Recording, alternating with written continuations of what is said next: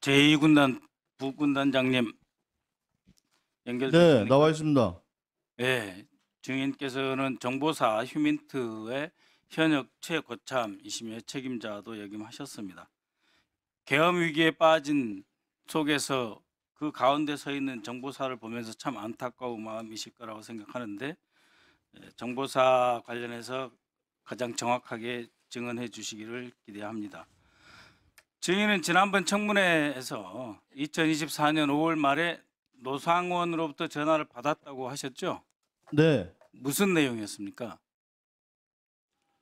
뜻밖의 전화였고 6, 7년 만에 전화할 일이나 관계가 없는데 전화 와서 좀 의문을 가졌는데 네. 뭐 저번에 말씀드렸지만 요지는 한번 볼 일이 있다라고 얘기를 했고 네. 근데 제가 그 사령관하고 속초 부대장 근무할 때 네. 그 저의 성향을 잘 알고 있는 분입니다. 그래서 아직도 고집이 세냐 뭐 이렇게 하면서 너도 인정하냐 하면서 네 뭐 고집 세고 뭐 인정하는 저도 인정합니다. 라면서 뭐 그게 주 내용이었고 전화를 바로 끊었고 저는 한참 왜 이런 전화 했을까라고 의문을 가졌는데 그 의문이 계엄 이후에 풀렸습니다. 예, 그래서 증인이 반응이 노상원과 반갑게 뭔가를 도모하거나 협조할 상태가 아니라는 것을 감지하고 문상호를 시켜서 증인을 여단장에서 직무 배제시킨 거 아닙니까? 저도 역으로 생각해 보니까 이게 사실 거리가 안 되는데 제가 문제가 돼가지고 왜 이런 일이 생겼을까라고 했을 때 계엄이라고 이게 전제를 하니까 사실 그 노상원 사령관은 저하고 같이 호흡을 맞춰서 할 수 없다는 걸 본인도 알고 저도 압니다. 그래서 저기 문상호 사령관하고 둘이 그 협의해서 저를 좀 배제시키려는 노력을 한 게 아닐까 이런 의문을 가지고 있습니다. 의구심을 가지고 있습니다. 예, 5월 통화 이후 한 달 뒤에 정보사 역사상 초유의 기물 유출 간첩 사건이 터졌고 그저께 20년형을 1심에서 받았습니다. 그럼에도 불구하고 지휘 책임자 문상호가 끝까지 살아남았죠. 이런 네. 과정이 모두 노상호와 함께 계엄을 준비하기 위한 것 아니었습니까?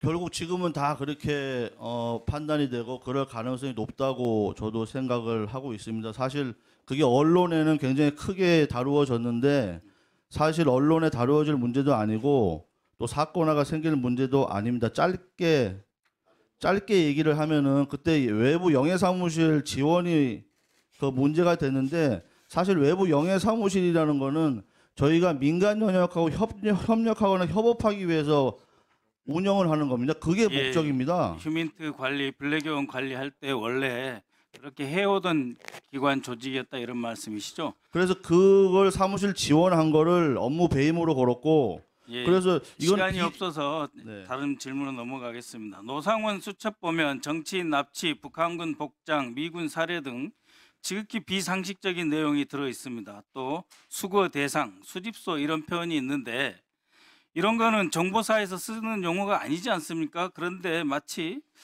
김영현 노상원이 22차례나 만났고 거의 매일 통화를 한 사이로서 두 사람이 마치 암호를 만들듯이 이런 표현을 써가면서 정말 상상하기 어려운 그런 계획과 행동을 했는데 원래 노상원이 이런 사람이라고 생각하셨습니까?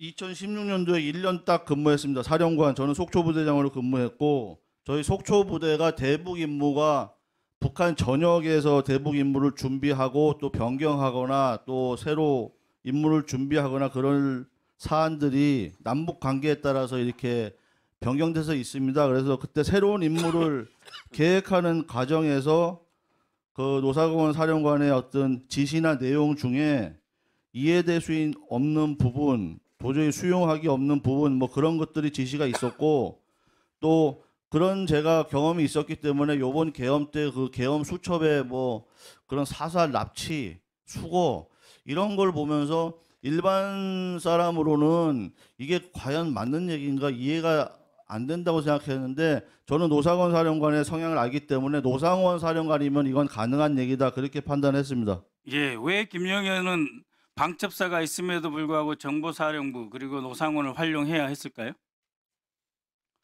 방첩사는 그 무력이나 완력 이런 어떤 특수 이런 인력이 없다고 알고 있고 예, 또 계엄에 필요한 어떤 그 작전이나 무력이나 뭐 이런 걸 동원하려면 방첩사는 안 맞고 예, 그건 뭐 알겠습니다. 정보사 그런 취지가 아닌가 싶습니다.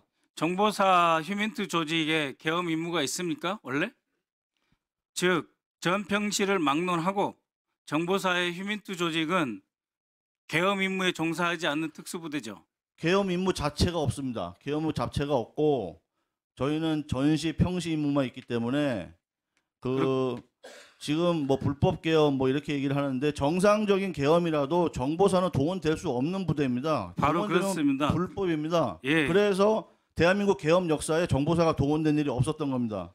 정보사가 계엄에 동원되고 김영현이 가장 엽기적인 노상훈과 함께 결탁해서 계엄을 준비했다는 것 자체가 내란 행위이고, 그리고 정보사에 전혀 부여되지 않은 계엄 임무를 부여했다는 것 자체가 불법 임무로 내란이다. 저는 이렇게 생각합니다.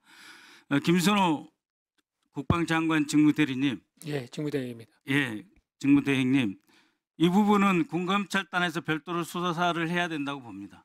이것은 그냥 정보사령부가 윤석열과 그 김영현에 의해서 동원되었다는 것이 아니고 법적으로 동원할 수 없는 부대를 동원했다라고 하는 것은 또 다른 차원의 문제고, 그래서 내란인 겁니다. 그래서 직무대행님께서 이건 군검찰단과 다시 수사 지시를 별도로 내려주셔야 된다고 보고요. 마지막으로 간만에 뵀으니까 여쭙겠습니다. 지금 휴전선 상황 비교적 평온합니까? 예, 지금 전망상 저희들 안정적으로 관리하고 있고 대비 태세 만전을 기하고 있습니다. 예, 믿으셔도 됩니다. 합참 의장과 중대행님 간에 이러한 그 대북 억제와 우리 국방을 위해서 긴밀하게 협력해서 전혀 문제가 없다고.